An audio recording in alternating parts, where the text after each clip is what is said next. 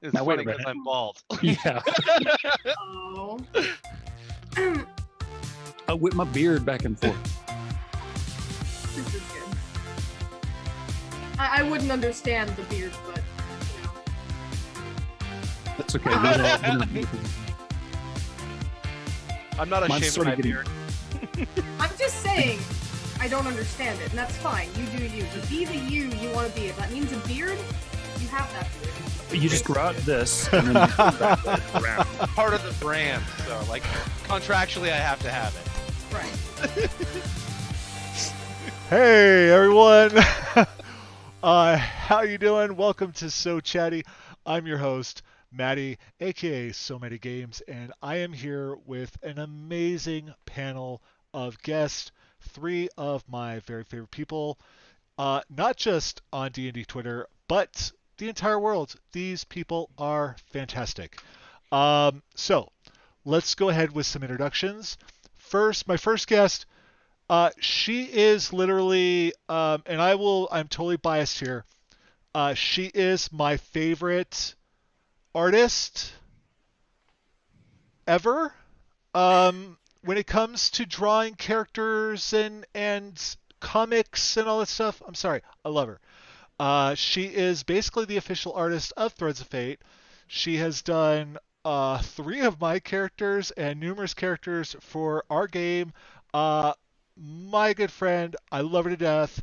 At the Bat Clam, Jen, how you doing? Yeah, good. Awesome. It's been a good weekend so far, I think. Good. Awesome. My next guest. He is someone I've been going back and forth with him on Twitter for almost a year now. And he is one of the creators and masterminds behind one of the hottest ideas and concepts coming out this year for D&D. The Retroverse, come on, everybody's heard of it, everybody loves it, and I mean, yeah, we're all big fans. Not only that, but he is just a positive, fantastic dude. I love this guy. At Snickle Socks, it's Chris. Chris, how you doing? I'm good. I hope everyone knows about the Retroverse. Thank you. That's very flattering to say. That's just basically anyone beyond this group knows anything about it is maybe stretching a bit, but I appreciate it. Yeah, and that is true, Quinn. We definitely do need to do Retroverse on Soulbear RPG. That'd Dude, be it's fantastic. so fun. We did a one shot and it was so much I was fun. I still think about your one shot, Rob. Like I think about it almost daily. Oh wow. About how cool it was and the story you made around it and the cliffhanger you left it on that I'm hating and I need to hear more. There may or may not be a Retroverse component to our Extra Life stream. I'm very excited. And that is a fantastic segue to our final guest. He is no stranger if you've watched the 5 videos that are on my channel. He is one of my good friends. He's helped me with one of my pilot episodes. He's been on my Why Not One Shots. He is someone that I talk to on a regular basis, just constantly, because he's just one of the dopest dudes in the world. He is from Dumpstack Charisma. It is DSC Smurf. Robert, how you doing, bud? I'm doing amazing. Thank you for having me again. No, thank you. Thank you for filling in. Unfortunately, we were supposed to have David from At Murder Dice here tonight. Unfortunately, he had to cancel last minute, and Robert was a gem, and he could come on last minute. I really appreciate it, buddy. I really want to get everyone that helped out with the pilots on so they can really delve into their projects and stuff like that. So I'm really stoked that you're the first one. So this is awesome. So one of the things I'd like to start with is I'd like to kind of talk about some of the projects you guys are working on, and just because I know about them, I don't. Who knows? I don't know if everybody in chat or is watching this maybe knows about some of the awesome things that you guys are doing. And so, Jen, I'll start with you. Ladies first. You know, my mother raised me to be a gentleman. Oh, So you guys, you and your husband Luke, aka Gideon, you two recently finished a big Kickstarter for a business at home where you're selling shirts and totes and basically you're putting your art on stuff and selling it. stuff. Yeah, because your art is fantastic. Aw. And I will admit very clearly, folks at home, yeah, all these people here, like I actually like whether it's like Patreon or Twitch, I'm a supporter. I'm a supporter. I love these people. I love what they do. So I'm biased. So sue me. It's okay, we enjoy it. Yeah, we like that you're so biased. Thank you Yes, very much. yes, we do. And so I was one of the folks that kicked it on this Kickstarter. I I love your art and I love the shirts, and of course I was kind of disappointed that the one that I chose wasn't as popular. I picked the cleric, of course. I love cleric. I know. Cleric and Sorcerer were really at the bottom. I was surprised. I was really shocked by that because that cleric shirt is dope as fuck. Our cleric player would probably be happy to hear you say that. I love it. I love it. So how is I know that it's been really hectic for you guys getting set up and stuff like that with all the new equipment and setting up the shop and everything like that. How has that really changed your guys' day-to-days? It hasn't much right now. So like we're still in the like everything is finally kind of set up. We had a flood recently. Everything's fine. Nothing was damaged except the floor. Oh. The floor is like a mess, but we like the green screen got wet. We actually just put that back up, or else you'd be seeing the studio behind it. Okay. But yeah, so we just got back from a convention, AVGC. Right. Oh man, the people who set that up did not know what they were doing. I'm sorry, I don't want to sound like I'm immediately like bashing someone. It's just like, oh man. Conventions are crazy and they're fun and they're wonderful. And as a guest, like this convention was great. It looks like a lot. If you're into retro games, I'm not much of a retro gamer. But so basically we did a lot of pressing for that. I realize I'm going off topic. No, it's totally great. We did a ton of pressing the last 2 weeks for that. Which it had some halts because like our printer broke and then my art tablet broke. Right. So we had like a lot of stuff happen. It was insane. But pressing for the convention, I mean, we were able to make 100 shirts in a day. Wow. It's that fast, yeah. Like, because you print it out, you get it cut, and then you press it. The cutting is like a minute, pressing it is 30 seconds, then you wait 15 seconds to cool it off. So it's actually like, it's a pretty quick process of actually doing it. The hardest part is sometimes the cutter just, I don't have a lot to swear, but it's just awful. It was awful. It's okay. It's okay. You know. I have a love-hate relationship with the cutter. Sometimes devil, and it's just like I just don't feel like cutting correctly, and then I've wasted a transfer sheet. And then most of the time it's fine. It's like, yeah, this will cut perfectly okay. And then the other hurdle is straightening because we have to actually place the design on the shirt and center it and make sure it's straight ourselves. Oh. Yeah, where we physically place it on the shirt. So we have actually like 5 or 6 shirts that they got slanted. So I don't know what I do with them yet. They're fine. They're just slanted. I could probably bring one up. Yeah, they're just okay. Yeah. Send one to me. I would love one. Send one to me. Listen, if you want to get free shirts, yeah, I'll raffle off some slanted shirts. I think actually it's a super good idea. Yeah, do a giveaway. You know, you do a giveaway, people are gonna love that. Like, yeah, I'll take a slanted shirt. Come on. Just market them as one of a kind. I'll follow whatever. Give me a slanted shirt, please. Sign them. It's all the DM shirts too, so I feel like DMs will be really. It's all the DM ones you have slanted. Absolutely. That kind of feels I don't know, like some kind of dig there, but at DMs, but you know, we'll see. I'm not gonna say anything because I know at least one of my DMs is in the audience right now, so I'm gonna be hush hush hush. What the yeah. worst he can do is kill your character. Yeah, I guess that's true, but I No, love that my is character. not the worst you can do. Uh, You know better than that. No, that's true. True. There are terrible, terrible things. Terrible things. You're a dungeon master, Robert. I was just you saying know that, this stuff. your character is like on merchandise. So Yeah, I know. He's actually on my shirt right now. So, yeah, Right. I'm unafraid and unabashed. Yeah, I put my character on my stuff. Okay, and then Sad when you told me they like, I don't want to spoil anything, but what happened to them, that made me sad. what? Didn't Oh, right yeah. character, right? Yeah. Not well, no, my character did die at one point. All of our Okay. characters have died at one point or another. Oh. Everybody dies. You got I better. died, he died and then was brought back by the Raven Queen, and now he's Listen. um Everybody dies, but Yeah. not everybody lives. no, yeah, a lot of people die. What did I do? What's going on? I just hear Matty getting in trouble. What's going on? I don't So know. I have a question about your Kickstarter.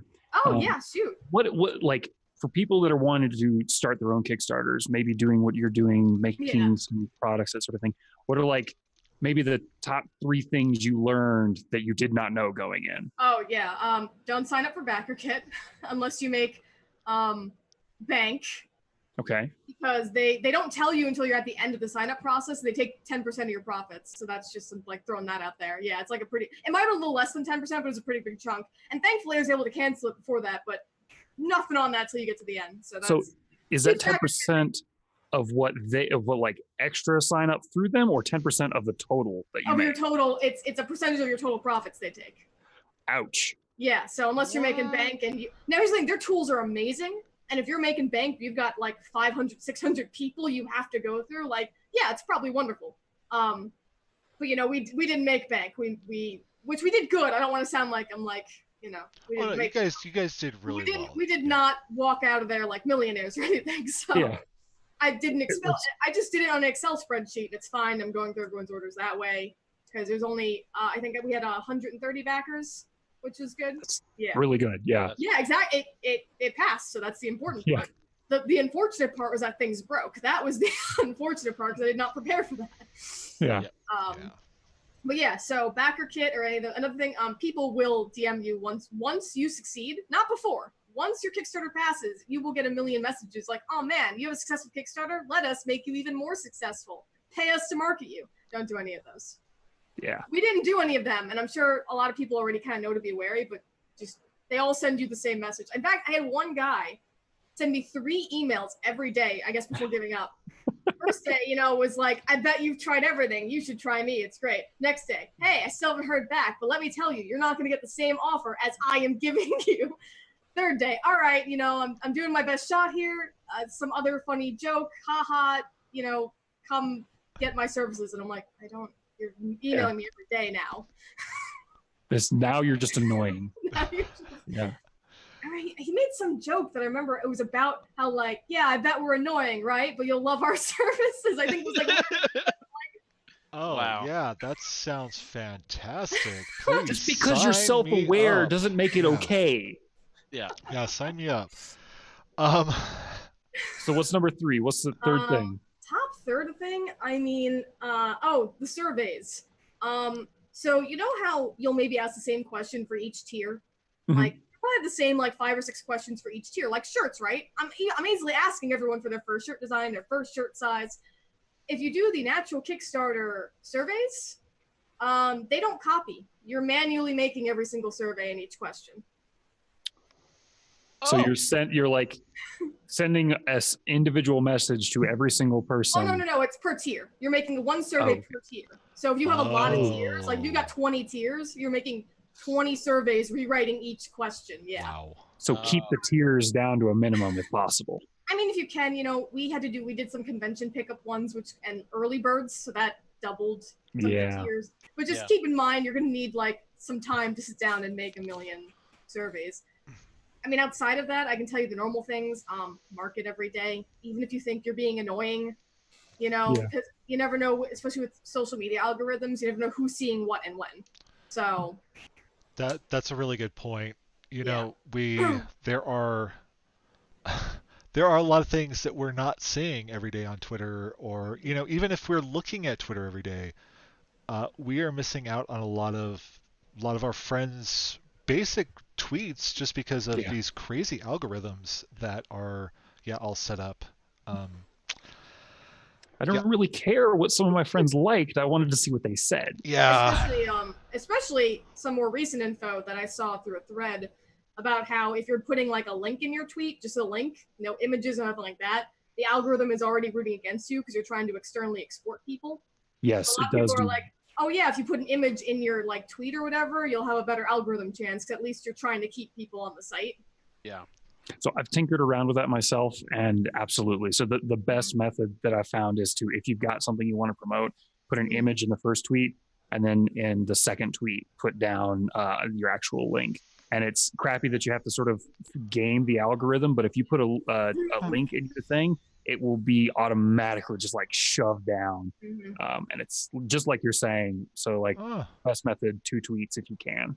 wow, Yeah. that is really good advice. While we're talking about promotional tweets, has anybody tried promoting a tweet through the ad buy that you can do on Twitter? Oh yes, I have for our Very Kickstarter. disappointing. Not Very- through it's Twitter, awful. but I have through Facebook, and that is a ripoff.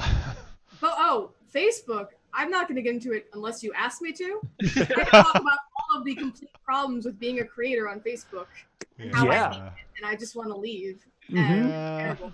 But in Yeah. terms all those of groups where you're like, hey, can I promote my thing? They're like, no, but we can have flame wars as much as we want. but what I will say is that the money costs on Twitter, it is a much bigger ripoff. Oh, It is really? $50 for like 8 hours. Oh shit. Yeah. Wow. Okay, no, I mean, relatively like Facebook is, I mean, not face, yeah, Facebook is kind of not that expensive, because you can spend as little as like $1 or $2 a day, you know, promoting a, you know, something, and promoting a post, and you might get like, I think I had 1 or 2 that I did that were. I think got maybe like 1,500 whatevers, and you know, ended up costing, I don't know, maybe $15, and I think there were only like 3 clicks to the page or something, and I was like, okay, like what is this? Like, you know. Oh, because don't you know that when we say we're going to show what you paid to be promoted, we mean like over here, maybe down on the page a little. It's there, though. To people that aren't interested in it anyway. Yeah. So I will say that Facebook's algorithms, as far as like promoting stuff, if you pay for it, in my experience, has been better. Like it's bang for your buck. So like, yeah, $1 to $3 will actually sometimes get you some decent clicks. But Twitter's is, I did a contest. This was months ago, and I was like, all right, I want to do this contest and like grow my follower count and see what I can do. This is like right before we launched the Retroverse Kickstarter, the first one. And I spent $50, and it said, oh, we haven't spent any of your money. You haven't spent any of your money. Haven't spent any of your money. But my post keeps going up and up and up.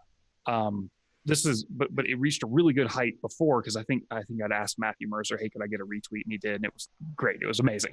But then all of a sudden it goes, okay, we spent your $50. Here's like 10,000 views. Wait, where? And it actually like cut back into the views I'd already gotten, and then said that it gave me these views. I'm like, are you kidding me? So complete and utter ripoff for Twitter stuff.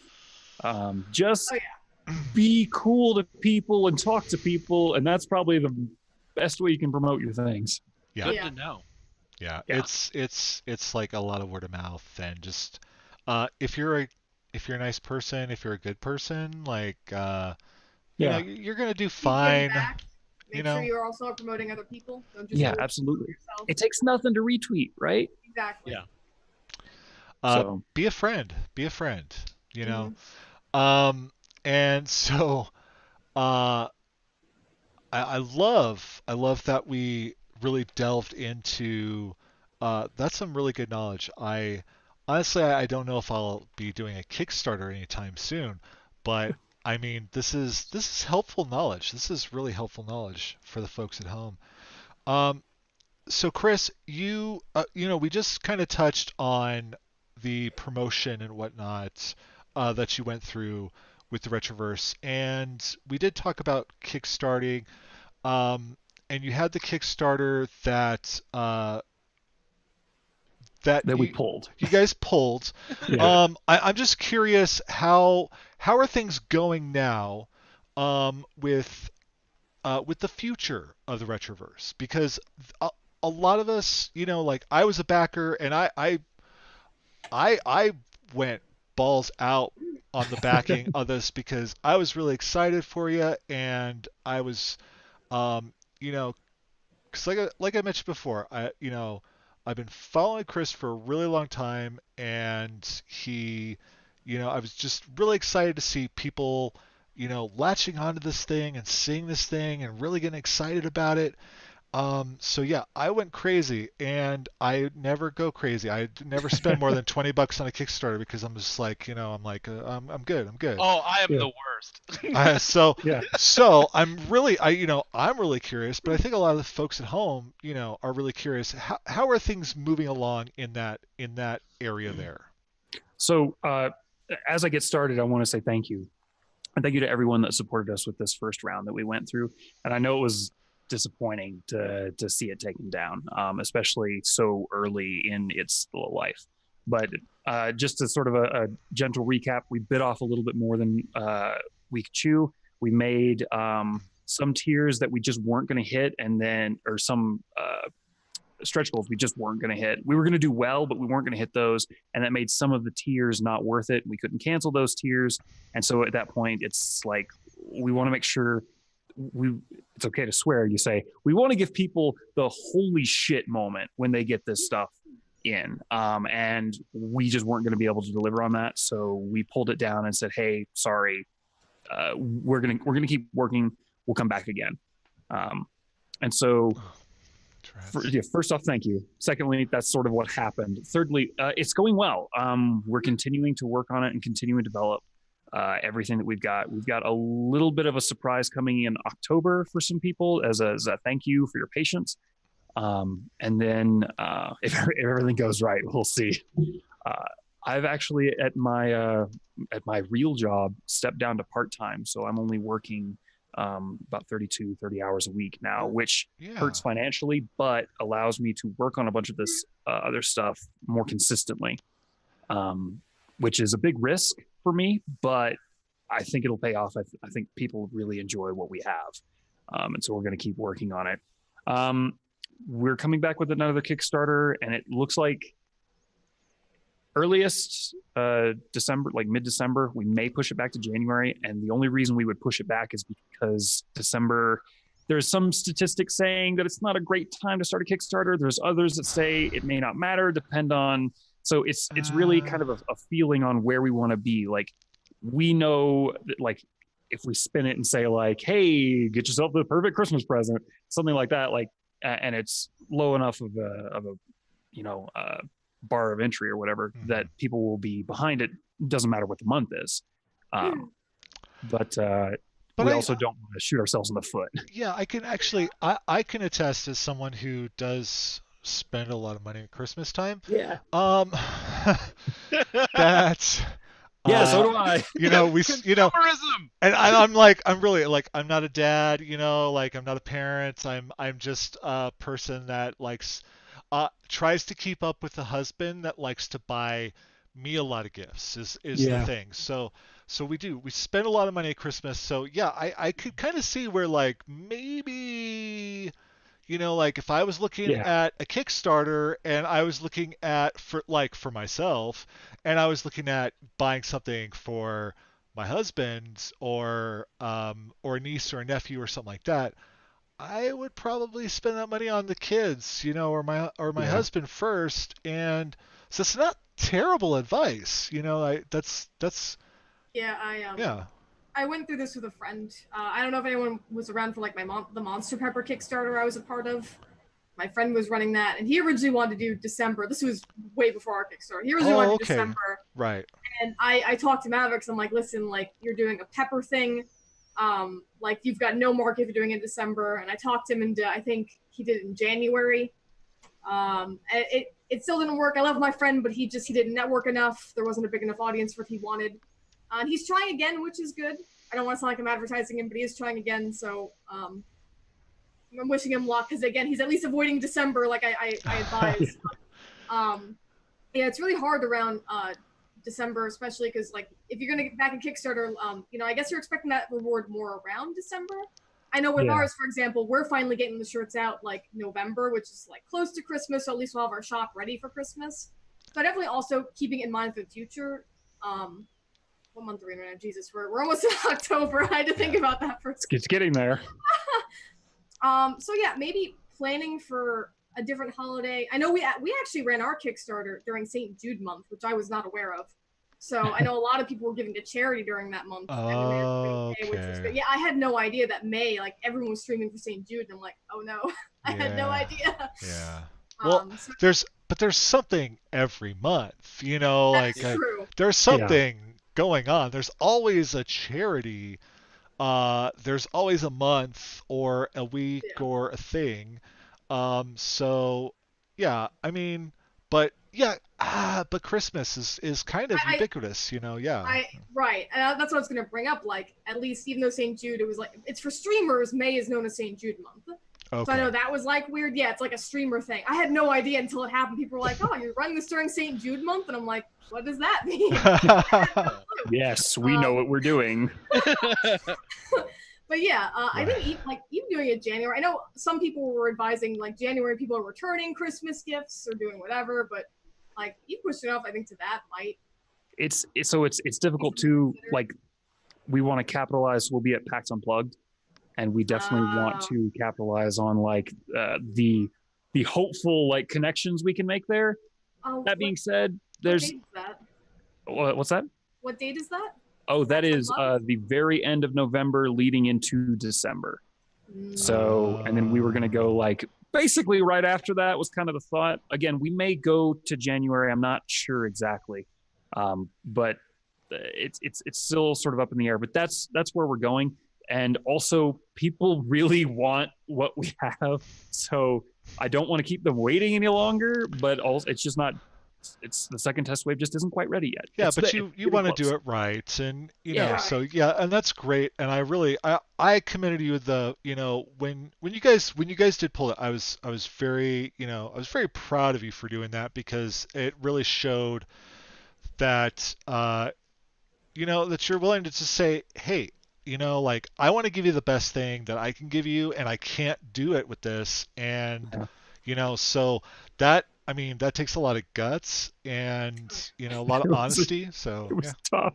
Yeah. Oh, man. True. Like looking at someone who was afraid they were going to rip people off and they didn't want that to happen. Like that's good. Yeah. I don't want to name it, but I've got a friend who backed a Kickstarter. I'm going to try really hard not to name it. But they did a Kickstarter for like their comic, and now it's been a year later, and they're like, oh, well, the artist has like grown a whole lot more, and now I write differently, so I'm doing another Kickstarter for the same comic that I'm now rebooting already. And I'm like, you just did this though. Wait, no, that just like you just did this you do this every year, like. Of course you're going to grow as an artist and a writer. That's just a natural progression of things. You can't just do a Kickstarter reboot every time that happens. Ew. So I was just like blown away. A year, they did issue 1, and now a year later they're like, oh, we're going to reboot it and do another Kickstarter. We're going to start over from scratch. Right. Did they deliver on what they said they were? Yeah, my friend got her stuff, so they delivered, and then they were like, yeah, we're going to work on issue 2 right away, and then they didn't. Then they didn't. Now they're just rebooting. Yeah, great. And again, at least they did deliver, but it just seems like... well, yeah, at least they did deliver. It's not like, they're... Right. it's not like they shorted out on what they promised, and... Right. They did do everything they said they would. It's just, it's a weird thing where, I didn't back it. And personally, that already, because it just wasn't my thing. The art was really nice, though, but I don't know, like that just kind of like I don't know if I would ever back something they did now because that just seems weird to me. I'm gonna back this comic book. That comic book's now moot because you're starting over. Right, Like, right. you It know makes what I mean? sense. Yeah. Yeah, I get that. So uh, I want to turn this over. Let's get Robert into the conversation. So Robert, obviously, I'm a big fan of what you guys do over there at Dumpstat Charisma. Um, I I love you guys. Um, I would marry you all if I could. You're all just fantastic human beings. I love you guys. Um, now, because we have talked, we've, like I said, you've been on one of the pilot episodes, so we've kind of talked about um, some of this before. But one of the things I did want to talk about here is one of the newer shows that you guys are doing is called Working Title, and it's like on the opposite day that you would normally do the Charisma Boost, which so these are both kind of like they're talk shows where you Yeah. have a selection of the Dumpstat guys uh, in front of the camera and um, doing the show. This one in particular, I find fascinating because you guys are essentially from the beginning, you're basically building a game setting Yeah. and a whole setting from scratch, and you're all talking about what you like and debating things and getting feedback from the audience. And um, so my big question here is how did that concept come to be, and you guys decide to do this? Because I love it. I love it. So it came from a couple different places. One, we're always talking about potential new shows that we wanna add, and this can be in the form of campaigns to succeed other campaigns when they come to an end or something awful happens, like a TPW, which has happened before. You only want to be ready. And the other part is doing stuff that we enjoy doing. We've designed worlds off camera before as a group, and it's one of the things that a lot of us really enjoy doing, is world building and that type of thing. I think Paul especially really enjoys world building, and he was kind of the this is kind of his brainchild, so to speak, where he was really pushing for us to start it and talking about what the format would look like in doing it. Um, that being said, doing a world building show with 4 people giving their input on what the world should look like and this and that, in an hour and a half once a month type of thing, the world building it's really slow. It's like, Yeah. uh, here's the bare bones. Like we're like assembling the ironwork of the building right now, and there's so much to go still. Um, so eventually, hopefully, we'll have something that maybe we can put into a PDF and put into drive through RPG or something like that, as a formal campaign setting one day. But until then, you can just follow along the progress and see what kind of world we're creating. Yeah, and obviously, I created one myself. I love talk shows. I'm a big fan of them. I love sitting there, and because you really kind of get to see the real person, Hmm. behind, where a lot of us we are in streams, like whether we're gaming or whatnot, um, but a lot of times, like we're playing different characters or something like that, Yeah. if we're role playing, and so it's like with talk shows, you get to see the real person and kind of get to get a little insight into how they think and how they Mhm. work and whatnot. So I've always been a big fan of them, and I think that's one of the things. I mean, I've always said that, like, Charisma Boost was my favorite show on the channel because it really was just you guys talking and answering questions and Hmm. really giving a lot of insight into what makes everyone within Dumpstat tick, which I always find very interesting. Yeah. And And exactly why I wanted to do a show like this. One, I love to learn about people, and two, I love to talk to people. Yeah. And I live in Idaho, um, and I don't know, I don't know a lot of. They're not people in Idaho, just potatoes. No, exactly. You know, it's just. We just had for dinner. We had French fries that were made from Idaho potatoes. I'm seeing. Yep. I grew those myself. You know. But so there's just not a lot of people to talk to here. So I swear, like I love my my game nights on Wednesdays and Fridays and everything like that. But I'll tell you what, some of my favorite time in my entire like week is that 30 minutes before we go on, and we're just talking before we set up the game. You know, like I love that. That is butter. You know, so. Um, one of the things I'm going to do here is I'm going to go ahead and to any of the folks in chat, if you have any questions for any of our panelists or for the panelists as a whole, like some group questions would be fantastic. But to go ahead and get started here, I would like to, you know, we talked about we we recently talked about the kickstarting and stuff like that. I would like to talk about Twitch. And I'm curious, my curious question, because you all do stream individually, you know, you all have your individual streams and stuff like that. How did you kind of get started with that? How did you find it? Um, and what is Twitch to you? You know? And I'll go ahead and let Jen go ahead and start this off. Oh, I'm starting again. That's exciting. I'm sorry, I'm a gentleman. I have to, you know, like. Okay, so how we started is a little more amusing. The quick version. We actually tried to start in 2013, but we really didn't take it seriously. Yeah, we streamed 2 games. We streamed Fatal Frame 2 and Fatal Frame 4. I don't know why we skipped 3. I'm not really sure why. 3 is also not great. Did we skip 3? I don't remember streaming 3, so we're gonna go with 2 and 4. But we streamed those, and you know, then it's so hard to not get into a long story. But my husband, he had been unemployed because we actually had just moved from a home that had black mold in it, and it actually we're pretty sure is the reason his spleen had to get removed, because that grew a cyst and he was coughing up blood and they thought he had fibromyalgia and he was really, really sick. Turns out it was black mold.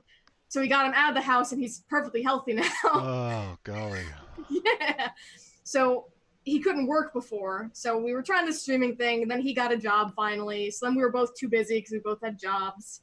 That's why I had to fit the black mold thing in to explain why he wasn't employed. There's nothing wrong with being unemployed. That's right. No, that's right. He had been unemployed like our whole relationship because he had just gotten so sick, and we never knew why for like years. That's insane. Yeah, no, black mode serious. Like he has memory loss. Like it was bad. Yeah, it can fuck you up. And actually, since leaving, I hadn't been there as long as him because it was in his childhood home. So he apparently was in this his whole life for however long. He grew up in it, basically. Yeah, and me just being there, I lived there for a few years. And I started being very lethargic and forgetful, but I really didn't get that sick. And maybe this was only a handful of years, I don't know. But anyway, that was a tangent. Wow, it's so hard to not tangent to the black mold. Oh. It's serious. It's a big part of your life. It was, yeah.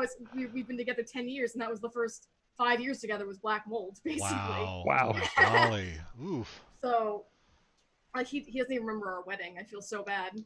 Really should get a shirt. So I survived the black mold, and all I got was this dumb shirt. Well, it's so sad because his family just does not believe him, even though he was in a wheelchair. Now, 3 years ago, he was in a wheelchair, and now he's fine. Huh. It's nuts. Yeah, they thought he had fibromyalgia, which is again, it's either fibromyalgia or black mold. Turns out it was black mold, and he was in an environment that had no ventilation because he was in a basement. But enough on the black mold. Back to Twitch. I get really tangenty. I'm so sorry. I really shouldn't go first. I should be going last.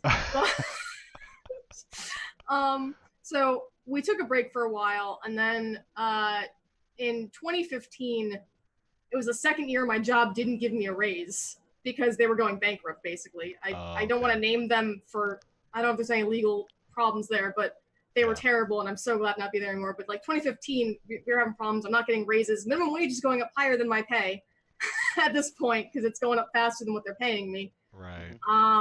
So we started this we started making dungeon minis and some other ideas, and we were like, oh, maybe we should try that Twitch thing again. Maybe start like growing something. So we started Dungeon Minis and Twitch all at like the same time, and early 2017. And we were originally getting the Gray Fox because he was going to do it since I was still employed. He had to quit his job. I'm going to try not to tangent this time. But he had to quit his job because his dad is really sick. He's got cardiomyopathy. So now he's basically a full nurse for him. He has to take care of everything for him because he's too healthy to have a home nurse. So my husband has to do it. Yeah. Yeah. No, I get that. I get that. Healthcare is bullshit. Yeah, I'm trying not to tangent so hard. But basically, that happened, and then, I quit my job because they were starting to outsource everyone. I kind of wish I'd stayed because I might have gotten severance, but it's whatever. I quit because they were letting go all my coworkers. I had to work 12-hour shifts to make up for all of my coworkers around me. So he was like, listen, your commissions are picking up, just quit, do that. And now we do that in Twitch. And that's basically what led into all that. That's awesome. Been a mess of medical problems. Wow. So from, I mean, it basically does seem, to be one of those, what am I trying to say here? It is an avenue for folks that if they do well enough in it, they can definitely, Yeah, certainly... I don't want to give anyone the idea that if you jump on Twitch, you're making a living, because like we don't. Like Twitch, it's given us some income and it's great, but it's definitely not. It is not It can be helpful. Yeah. It can be very helpful. It's fun if you love it. Don't go into it for the money because you're not. I do not want to give that impression at all. Actually, I don't want to sound awful, but I don't like streaming too much. Like, I enjoy the people coming to our channel, but I'm really introverted, so I get like really tired really fast from all the activity. It's more my husband's thing, and doing it with him, like, I actually have a lot more fun. So he's really the reason I'm into it. He wanted to do it more, and if you've read Dungeon Minis, he's funny. So he's funny. I think he's funny. Yeah. I'll tell him I think he's funny. He is. I think he's funny. Tell him I think he's funny. I think he's funny too. All right, we'll tell him everyone in the podcast thinks he's funny. That'll make him happy. Yeah, Giddy. Yeah, he is great. He is great. Yeah, because it is one of those things where it's like, okay, it can help, and I think Robert, I think this was something that we touched on during the pilot that you were on how you guys got started, because I think it was Bjorn who, because he's a very well-known streamer. He does leatherworking and armor crafting and all this stuff. He is phenomenal, and that kind of was the catalyst that kind of got you guys, right? Yeah. So he quit his job with the goal to go back to school to better his life, and then he started streaming and kind of took off from there. He streams pretty much 5 days a week, sometimes 7 if he's trying to get an armor done for a contest or something like that. Right. So he's a cosplayer, leather worker, and he kind of he started doing this, and we were all watching him build this community, like just genuinely as his friends. And about this time, Critical Role was starting to get in its stride. So they're a good 50 episodes in, so they have the excellent looking backgrounds and all this kind of stuff, and everyone on Twitter is starting to talk about them. And we're like, well, that's cool. Maybe we could stream our D&D. We play twice a week. Why can't we do that? Bjorn knows what Twitch is like and knows how to set up Twitch and do this. Why don't we give it a shot? So that's pretty much the catalyst. Is we decided, hey, let's take our game that we play at home and share it with people. there's got to be somebody who will want to watch this. And sure enough, there's a handful of people that tune in every week to just watch us play a game. Yeah. You guys have quite the following. It's a very loyal following too. Yeah. It's and I'm, I am definitely one of those people that even if I'm working on something, I have it on. I'll be listening because yeah, I'm a big dork for these guys. I love these guys. I will jump in and say, like, we do make a little money, and what we do with that is we put it right back in the stream, whether it's equipment or commissioning character art or that type of thing. But like the number one thing that we're taking away from this whole experience is having a community and building a community and interacting with folks on Twitter, because that's not an aspect that we would have gotten just playing our games at home. Like, Yeah. No.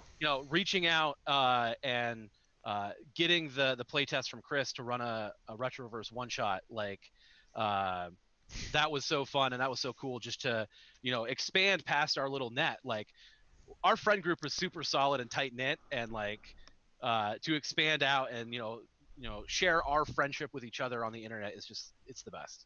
Yeah. I'm always envious of like I go in and I see your stream. Like, God, this looks so nice. I know, right? Yeah. So good. Yeah. So our streams look so good because the good Josh, as he's known, The good Josh. The good Josh. The good Josh. He is, yeah, the good Josh. He Josh is Matty. a wizard with overlays. That's Yeah. awesome. His overlays look great. I don't know if you guys have seen it yet, but the new Fallout overlay he just did for our Fallout game, it actually looks like a Pit Boy, and it's amazing. So you can check out the VOD on our channel and I would look love at to this. see that. It was epic when they debuted that.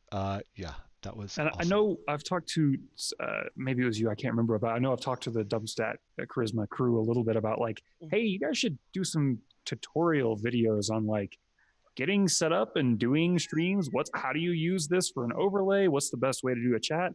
So I would watch the heck out of those. Yes. We have been meaning to do one of those for a Charisma Boost episode, but we will move that up the calendar. we'll talk about how we're gonna do that and get it out there for you guys. Yeah, just like the basics of like, how do you even get bits going? Like if I could have had someone that taught me just like the bare minimum, The it would bare be minimum? Great. Alrighty. Or the We soul had bear someone minimum. help us with that in the beginning. Definitely, it's really nice when you have somebody who's like, "Oh, you're new to this? Like, I can tell you some things. Like, it's nice." Yeah, like Always be that person. If you ever know anyone who wants to do this, be that person where you're like, "Oh, I can help you. I know how I did this thing." yeah. We definitely had a leg up with Bjorn, who had set up all of his own stuff and like knew it. And then Josh just has a baseline knowledge for tech, and just kind of cleaned everything up and made it great. So yeah, we'll definitely have to figure out a way to share our knowledge with everybody. Yeah, that would be great. I think that would be a good YouTube series. That would probably do very well on YouTube. Oh yeah, Like, for sure. View-wise, you would probably get a lot of people just like how to Twitch. And, because I'm one of those people that basically I spent like a month and a half like just Googling everything I could about OBS and Twitch and everything. Because while I have amazing friends that would totally help me through it and stuff like that, like people have busy lives and stuff, Yeah. and especially at the time when I was learning, like there were people that like would have been all over it, but they were going through some stuff. It's like, okay, people have lives. I can figure this out. And while I would occasionally ask people questions and stuff like that, like it took me a while to figure it out, but I like to self-learn. I'm one of those people, and I think there definitely is a need for some good content, whether it's YouTube or just available, to Google, for people who want to do like D&D streams. Yeah. That is, there's a bunch of stuff on Twitch to help people with OBS and stuff like that if they're a video game player. But if you're not, there isn't a whole lot out there. And Well, it's especially crazy if you're playing in person and you have a multi-cam setup, because OBS does not like multiple cams, especially if you're using the Logitech C920s. It essentially it flips you off like over and over again every time you try and adjust the camera. There are a couple workarounds you can do now to get around that problem, but it could be a nightmare when you're starting out for sure. That happened with us. I had to go and buy another. We had a C22 and a C20, and the C20 was like, "Nah, I'm not working with anyone. No, I won't." And I had to go buy another C22. Yeah. Just to get, I ended up giving my C20 to a friend who needed a camera, because I was like, it doesn't want to work. I don't know why. It's worse than my cutting machine, apparently. Yes, I've learned more here in the past 5 minutes than. If you ever have any questions, Chris, you can DM us. We can help you out for sure. I appreciate that, but as Matty says, like, it's one of those things where I'm like, should I? I mean, I'm sure they're busy. I'll just deal with this thing that I plug into my computer and it works. As someone who is basically always busy, I guess I'm always busy. But as someone who is always busy, what I can say is I never mind answering a question personally, because I'll take that 5 minutes in between work while I take a breather, check my messages. I never mind answering questions. I've had people who they take time for me, like our setup where we have both mine and Gideon's game on screen, for example. People ask us how we do that all the time, and I found out through another popular streamer who was kind enough to answer my question when we asked them. And it's actually a native plugin in OBS you can go download called the NDI plugin. And it allows you to put anyone on your LAN network on a single OBS screen. Everybody write that down right now. Even if you don't think that you're going to want to do it ever, it's going to come up and someone's going to have an idea. Oh, we should do this. Be prepared. Write it down. And a kind partnered streamer who didn't even know who I was answered this question for me. Like, I think if you're going to ask a question, if someone's that busy and they don't answer you, like, they're just not going to answer you. Like, there's really anyone who's going to like yell at you, "How dare you come over here? I am busy. Don't ask me questions." Now you know. All right, I'm never DMing this person. But I also think that we're we are all kind of lucky in the sense that, like, because we're all very connected by social media and stuff like that. But we're also in this community of people that are actually nice on Twitter and nice on the internet and friendly and stuff like that and helpful. That is one of the great things about the TTRPG community, Twitter community especially, is it is very helpful and supportive. So yeah, like I tell anybody, if there's anything I can do to help you, and I mean, it's been a pinned message on my Twitter for months. It's like, if you have dreams, I want to help you achieve them. I really do. I want to see everybody, just be able to do what they want to do. And another aspect or a part of being able to do this show is to bring on content creators and folks that are doing stuff in the community, giving them another avenue to talk about what they do, and maybe someone who hasn't seen them before can see what they're doing, and it spreads. And while that's all happening, yeah, exactly, Throck. It's, we can sit here and have a great chat and have fun and stuff like that. And if it's helping somebody, that's awesome. That's like the icing on the cake. So I want to expand on that real quick. Just go ahead, about please. How awesome the tabletop roleplay community is, because my background came from video games, and that's a dumpster fire over there when it comes to the Twitter community. Like, I made some really good friends over there and found some people that were not covered in flaming garbage juice. But for the most part, that whole community just tore itself apart around the whole Gamergate thing. And I left Twitter because of it. I left all of I used to write about video games and make a little bit of money doing it. I got to go to PAX and do stuff as a video game journalist. And wow. No, it's awful over there. So I'm so happy about the tabletop role playing community. It's really great. Yeah. So, yeah, I just wanted to like, it could be a lot worse than it is. Like we occasionally have you're some 100% problems, right. but I mean, like even just streaming games, you kind of have to see that community, and you just get tired of the whining. Yeah.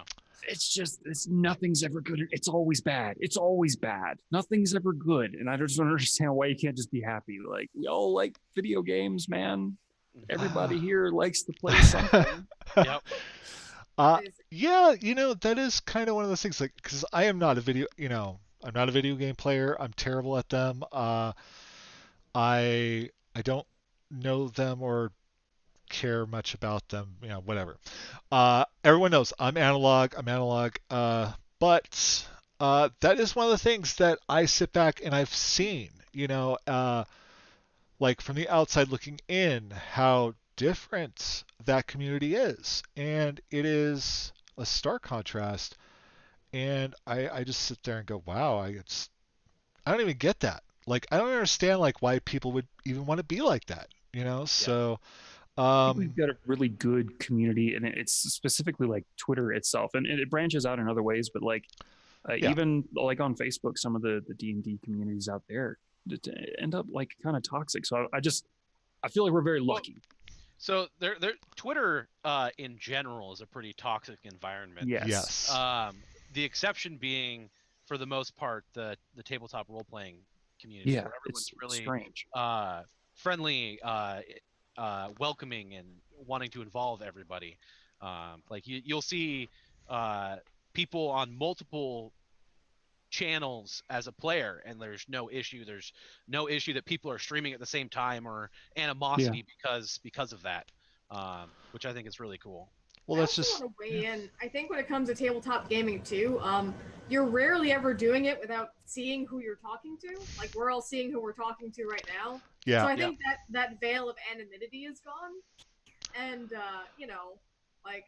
And yeah, that. I don't want to be like a dick, but I feel like when you have anonymity, I think I'm pronouncing that right. But Yeah. Like you're anonymous. Yeah. It's like I don't know. People just want to act however they want to act. It gives you carte blanche to be be the worst possible person that you can be, because you have a veil. No one can really see the the creepy monster behind the video screen. You could be the monster you truly are on the inside, and that's no one can tell you. Yeah, go ahead, be that monster. Just keep it over there. Yeah. I choose to DM so I can be that monster. There you go. Yeah. Be that monster to your players. Come on, it's fun. I get called the literal devil multiple times a week because of some of the D&D things I put out there. But it's all in good fun is the thing, and and it's funny because we like, whether we're a player and we harp on our DMs, we're DMs, we we get all kind of like, ooh, this stuff I can do, and it's all devilish, but it's all fun, and we still like love these people, like well, your DM could kill your character, and you're just like, I love that guy still. He's my friend. Like. Well, if you're a writer, I mean, they're not doing much worse than what you do to your own characters. Exactly. Yeah, that is very true. If they are not constantly suffering, then they are not a good character. You sit in your bottle and you will suffer until I say you don't have to anymore. Yes. I will give you the satisfying ending of one breath of air. That's hilarious. I love this. So we have definitely we've hit that hour mark. So I think we're probably going to start to wrap things up here. I will go ahead. I didn't really see any questions in the chat, but I will throw it out there again if anybody has any questions for the group. Before we wrap up here, that would be awesome. We'd love to take them. But if not, one thing I would like to do first and foremost is, again, I want to thank you all for being here. I really appreciate you guys coming on and doing this. This is Obviously, you guys were, obviously are at the top of my list of folks that I wanted to sit and chat with.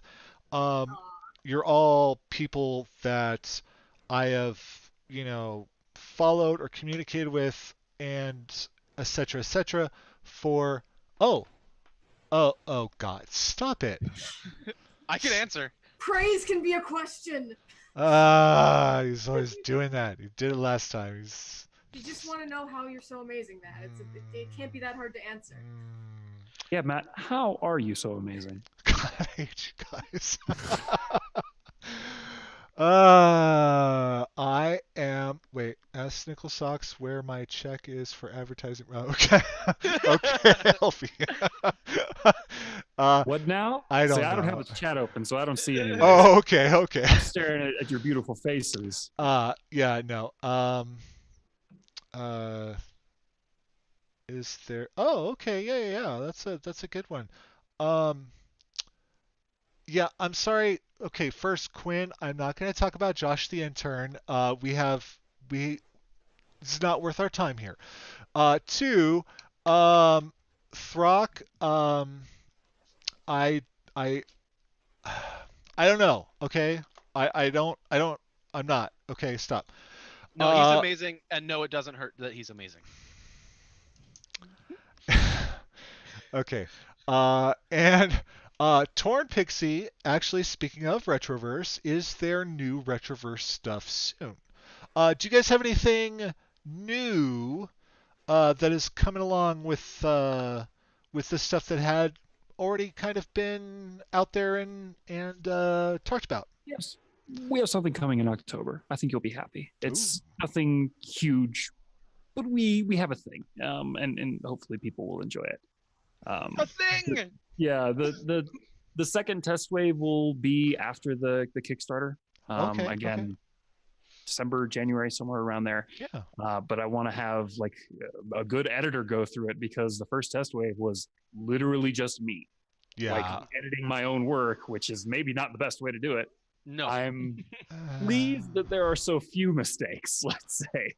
There are definitely a few in there that I noticed, especially, I've been messaged about a few of them, but I would like to have a good editor go through it, the second test wave, and then to hopefully work with us for the third, fourth, and fifth, and maybe it depends on how much people want it. So support the Kickstarter. It'll only be the PDFs at first, but we're going to make sure that we get the coolest thing possible, and then we'll keep doing it. So that's something else I want to mention. I noticed about Kickstarter. One of the shirt images we did on ours, even though I correct the spelling on it, I'd uploaded it before I corrected the spelling on it. I remember it would refuse to upload the corrected one. So definitely double check your images. Oh, yes. Yeah. I don't know why I'd had that problem, but I remember because they were like, "Oh, you spelled this thing wrong," and I'm like, "No, I remember I triple checked because right before the Kickstarter, I wanted to make sure." Yeah. The shirt was spelled wrong, and I fixed it, but then Kickstarter was like, "Nah, I'm not uploading this fix you did." Yeah, sorry. We're going to use the old image. Thank you very much. And every time you upload the new image. Yeah. So October, something cool. Fate and the Fable Maidens will be doing something very soon, that podcast, and they've got a little bit of something extra and new that they're going to be throwing in there. They've got some stuff. And, Rob, if you wanted to hit me up, I might be able to send you a little smidge of something, to throw in if you want. No pressure or anything like that. Yeah. I'm in. Dun dun dun.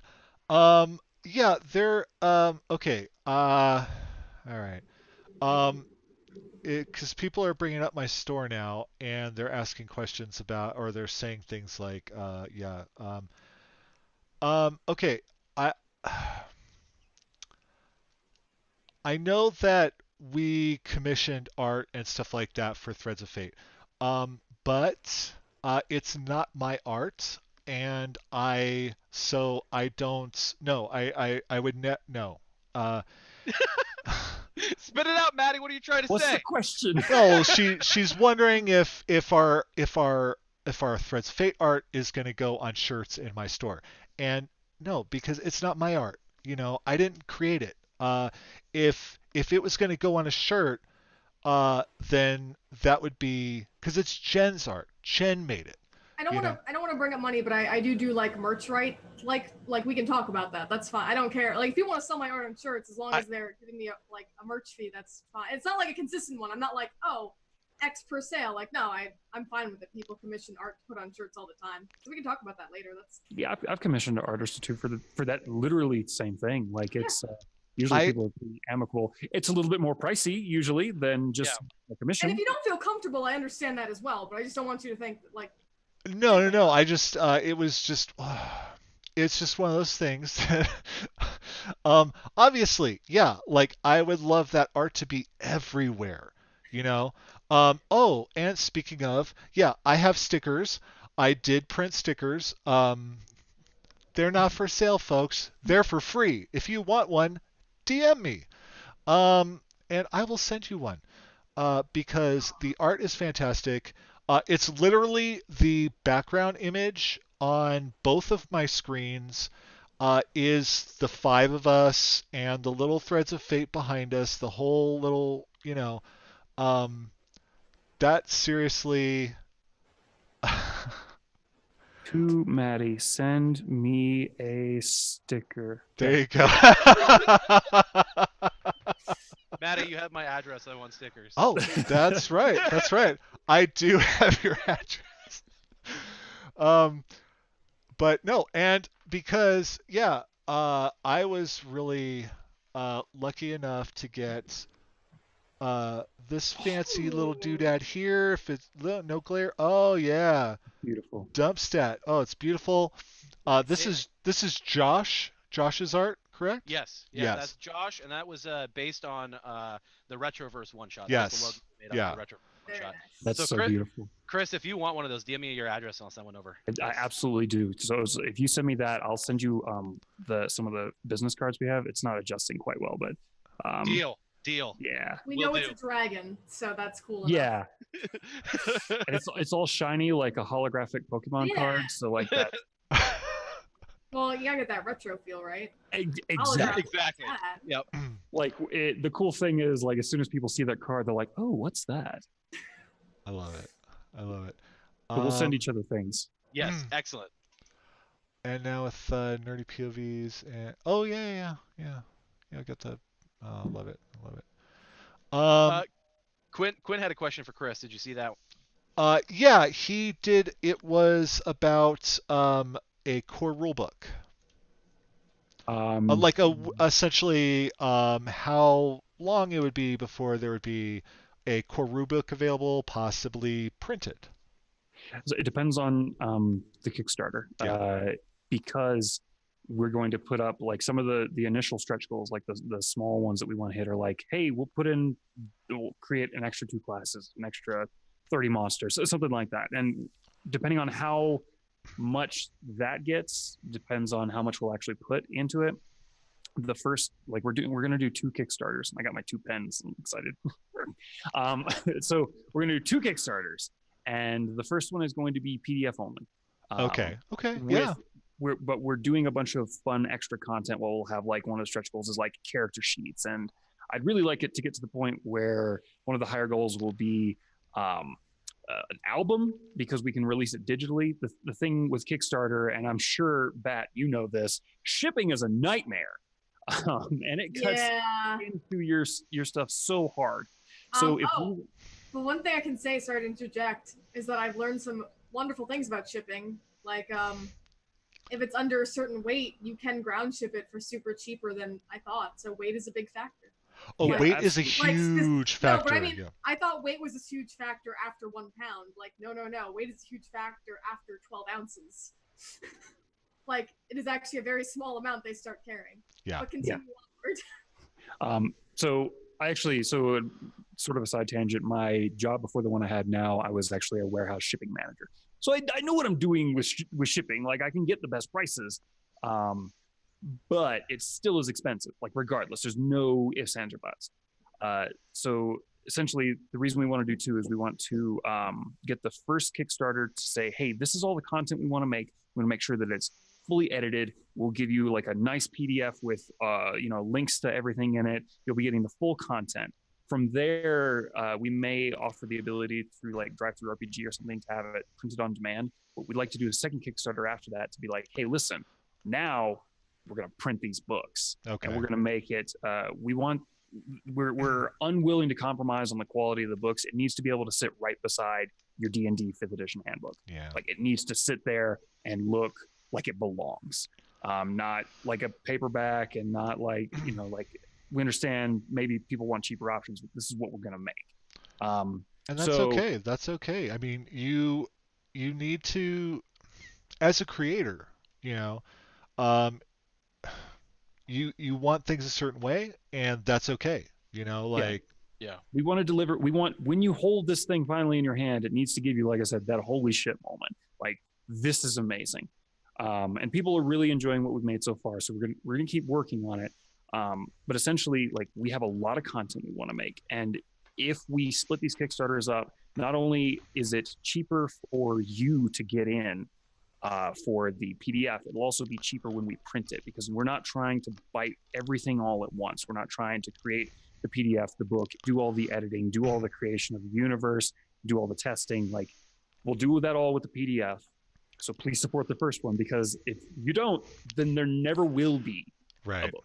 Right. Is basically, or it may come out, but it's going to be a decade. Like, the hope is that we can hire an additional artist and hire an additional developer, at least one of each, so that we can potentially double the amount of work that's being done and double the speed at which you can get it.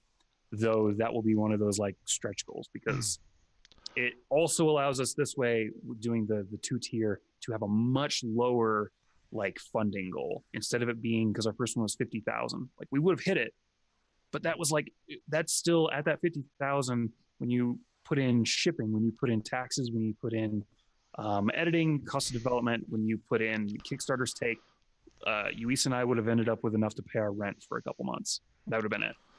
Which, I'm not trying to make a ton of money, but like, but you need to I need to be able to fund me sitting in front of this computer and making the content. You know what I mean? Yeah. As someone whose Kickstarter really just funded all the equipment, like, having the extra funding definitely helps. Yeah, and it also would have been, the 50,000 would have allowed us to deliver like a bare minimum project. It wouldn't have been a super freaking cool thing. It would have been cool, and it would have been awesome, but it wouldn't have been holy shit. It would have been, this is really neat, thanks, and then that would have been it. And it just, the quality would not have been what we wanted it to be. So it seems crazy that $50,000 would end up like taking everything after it's all said and done, but there's a lot to consider there. Yeah, there are a lot of there's a lot of things eating into that 50 grand. People look at 50 grand, they're like, "Oh, you guys are rolling it." Like, nah, man, I can't buy groceries. No, it's not quite how it works. So one final question from the chat related to this, Chris, is the album that you're talking about. We're wondering, will that album be stream friendly for streamers? That's a very good question, and one I've not been asked before. I would hope so. That would definitely be something to think about and consider. Yeah. Because like I said, like, people like Soulbear and whatnot, like, they play music during their streams, throughout the entirety of the streams, and are always looking for music that they can play, that they can have then be okay on YouTube and on Twitch, VOD. So, and that's something that I looked into too when I was looking for music for just this little show here, So yeah, these are that's something to think about when you guys are working on that. Point. Because it's one of those lofty goals, so it's like not something I've put a ton of time into researching, but if we do it, I'll do my best. Well, all you have to know is if whoever's composing the music and like where it's coming from, if it's their own original music, you just have to ask them it's a content claim ID thing, right? So I really enjoy Miracle of Sound. He does not content claim ID his music. He says, if you use my music, you just have to tell everyone it's my music, put it in the description or in your stream title. Put it somewhere. Be like, hey, I'm listening to Miracle Sound, and he will not content claim ID you. Basically, what that is, right?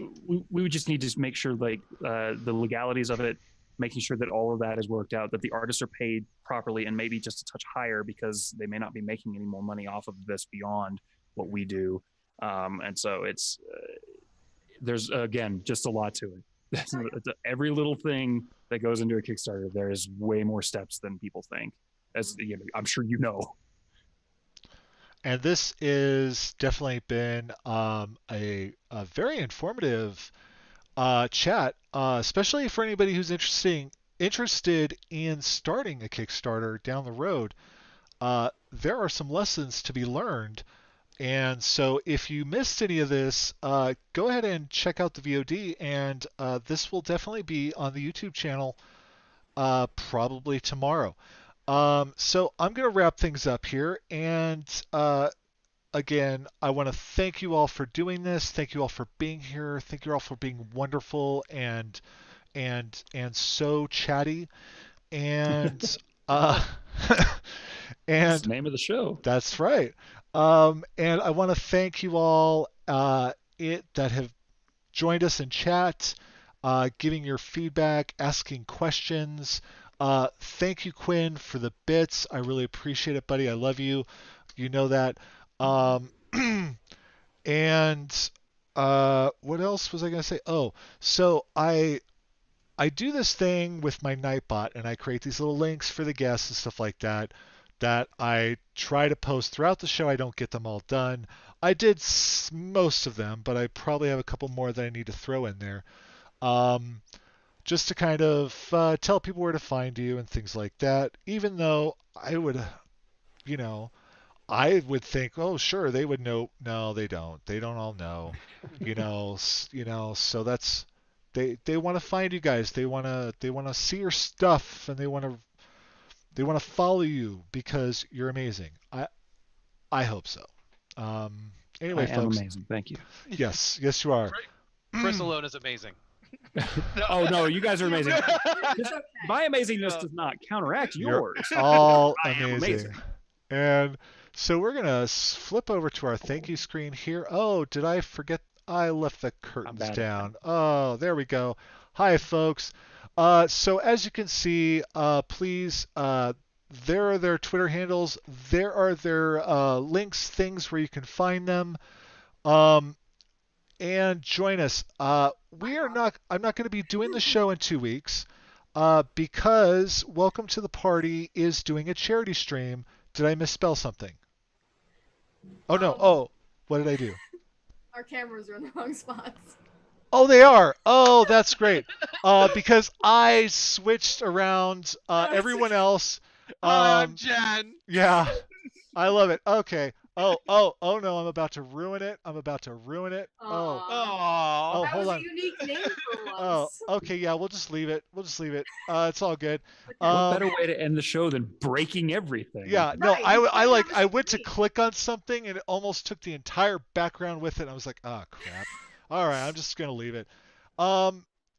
Because you know who the Backlam is, and you know who DSC Smurf is. Now you should. It's been an hour and a half. Come on. Next Friday, starting next Friday, Welcome to the Party RPG. They are, or Welcome Party RPG on Twitch. Please follow them. Or Welcome Party RPG on Twitter. They are doing a charity stream for. Oh my God, I've been talking about this. It's Trans Lifeline. Yeah, I've got a collection in my store for their benefit. Trans Lifeline. So they're doing a 36-hour charity stream on their channel starting noon on Friday, and the first game kicks off with Throck running. A group of us. I get to play in a one shot. I'm really excited. And we're going to play kobolds. I think it's going to be awesome. So I'm really excited about this. I hope you'll be able to join us and check out some of the 36-hour stream. And if you can, please even if it's $1 or whatever, please, donate to Trans Lifeline. It's a fantastic cause. It is terrible. What most or all folks in the transgender community have to go through. They don't get a lot of support. They don't. They have a lot that they have to do. And yeah, any help is really big and important. And I'm gonna try to calm down now, because yeah, that was really what did I do? Oh, A little wow. riled up. Yeah. So yeah, Very compassionate. I'm not going to be streaming next weekend this show, but join us in 2 weeks, because I will have amazing guests again. Like, holy crud. People are actually saying yes when I ask them to do this. It's really bizarre. But we'll have Devin Rue, Solabon, and Death by Mage here in 2 weeks. And the week after that, I am really blessed. The 3 co-hosts of Ladies Slaying Dragons podcast. That is Keely, Halfling Trouble, Kiana S., and Misty Vander are all going to be here to talk with us. So we will see you in a couple weeks. You can find me on Soul Bear RPG Wednesdays and Fridays, because that's my life. I love Soul Bear, and we now have a Discord, and I typed in the wrong space. Here we go. We now have a Discord, and so if you want to join, we would love to have you there. There is a rule. We have an intern. His name is Josh. He's kind of a tool. You need to not be nice to him, and you really, really need to not be nice to him.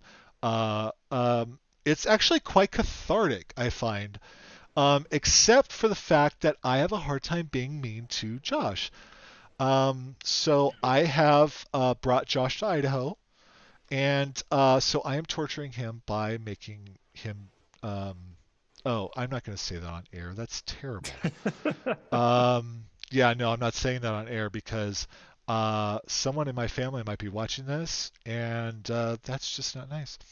So anyway, I will Sorry, Mom. I will leave it there, and please go ahead and make sure you follow these folks. And Jen does these amazing web comics.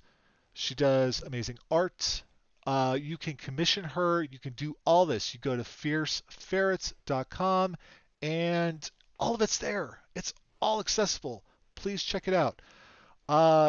Obviously, Lasers and Liches is not for bitches. It's for you. So go check it out. It is also, we have laser corgis. It is, in fact, for literal bitches. Okay? Awesome. If we're Awesome. talking about female dogs, now don't you ever say that in another context, but if you want to play, certainly can. And definitely, they are working on a website. I have seen mock-ups. It's happening. It's happening. But for now, twitch.tv/dumpstatcharisma, or you can follow them on Twitter, dumpstatcha.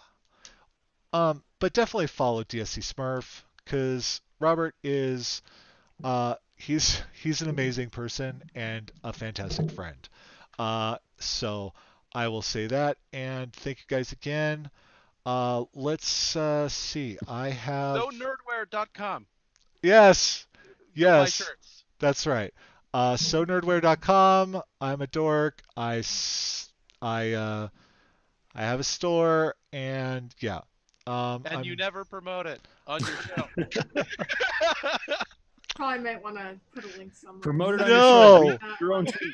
Why would I promote?